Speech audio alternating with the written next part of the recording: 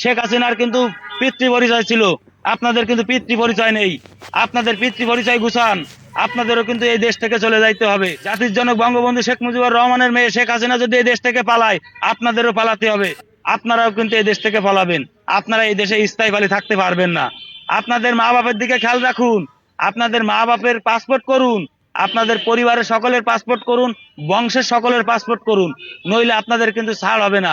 এই দেশে 3226 জন পুলিশ মারা গেছে, কেউ কিন্তু এই কথা বলতেছে না, আপনাদের ভয়তে না, আপাতত দেশকে রক্ষা করার জন্য। এরও বিচার কিন্তু হবে, যেই ক্ষমতায় আসুক, একজন নির্বাচিত সরকার আসলে কিন্তু এর বিচার হবে। আপনারা আপনাদের ভুলটা বুঝে নেন, দেশের মানুষের দ্বারে মাপ চান। আর আপনারা যা করতেছেন তাতে এ দেশে তার নোবেল বিজয়ের যে মান সম্মান আছে, সেই মান সম্মান ক্ষুণ্ণ হচ্ছে। আপনারা দেখেন, বিগত 5-6 জন নোবেল বিজয় তারা কারাবন্দী আছে।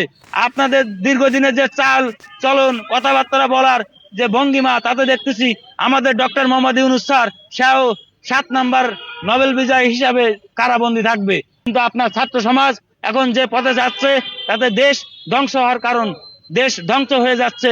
দেশের মানুষ আস্তে আস্তে আপনার প্রতি ক্ষিপ্ত হয়ে যাচ্ছে।